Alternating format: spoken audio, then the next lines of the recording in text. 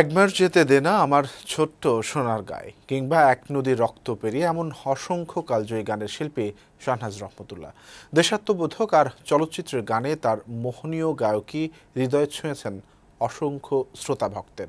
বিবিসির জরিপে সর্বকালের সেরা ২০টি বাংলা গানের তালিকায় স্থান পায় শাহনাজ রহমতুল্লাহর বেশ কয়েকটি গান। আর দীর্ঘ ৫০ বছরের ক্যারিয়ারে ২১ পদক, জাতীয় চলচ্চিত্র পুরস্কার সহ অর্জন করেছেন অসংখ্য সম্মাননা। বিউটি সমাদার প্রতিবেদন দেখুন।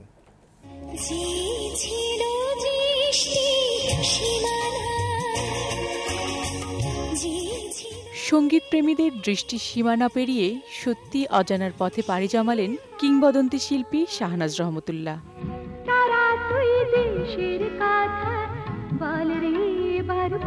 এমন হৃদয়স্পর্শী দেশাত্মবোধক সব কালজয়ী গানের ভাণ্ডার রেখে গেলেন গুণী এই শিল্পী। ১৯৫২ সালের ২ জানুয়ারি ঢাকায় জন্ম শাহনাজ রহমতুল্লাহর। চলচ্চিত্রে প্লেব্যাকের শুরুটা মাত্র ১১ বছর বয়সে নতুন সুর ছবি দিয়ে। এরপর গান গাওয়া শুরু করেন টেলিভিশন আর বেতারে। গান শিখেছেন প্রখ্যাত গজল সম্রাট মেহেদী হাসানের কাছে। একবার যেতে দে না আমার ছোট্ট সোনার গায়ে, এক নদী রক্ত পেরিয়ে, আমারও দেশেরও মাটিরও গন্ধে, পারি না ভুলে যেতে, এমন অসংখ্য গান দিয়ে অগণিত শ্রোতার মন জয় করেছিলেন শাহনাজ রহমতুল্লাহ।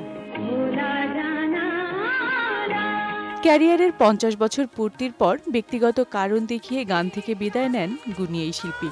তবে ৫ দশকের সুদীর্ঘ ক্যারিয়ারে ৪টি অ্যালবাম সহ গেয়েছেন অসংখ্য গান।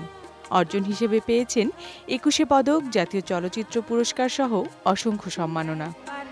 মৃত্যু শাহনাজ রহমতুল্লাহকে দৃষ্টির আড়ালে নিয়ে গেলেও তার সুরের জাদু আচ্ছন্ন করে রাখবে ভক্তদের হৃদয়।